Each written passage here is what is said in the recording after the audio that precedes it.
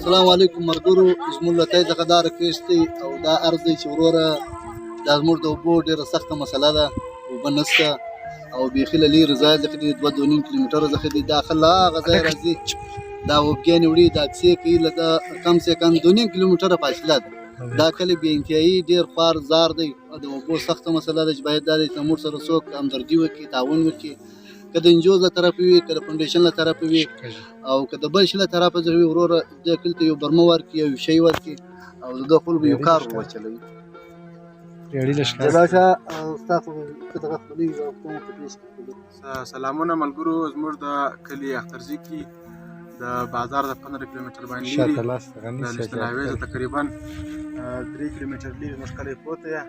دا کم کښېنیان چې راغلي دي، دا اوبه وړي تقریبا له 3 کیلومتره څخه دا خلک چې دي دا اوبه راوړي په ډېر زیات مشکلات باندې دا اوبه د کور راپوره کوي، خپل کور د اوبو بندوبست کوي. موږ له حکومت وخت دا اپیل دی، له صوبایي ګورنمنټ څخه دا اپیل دی، له کوم خیراتي فاونډیشن څخه دغه دا اپیل دی چې موږ سره د دې مدد وکړي، موږ ته یو برمه راکړي، د واټر سپلای سیستم را برابر کړي، زموږ د کلي د اوبو دا پرس.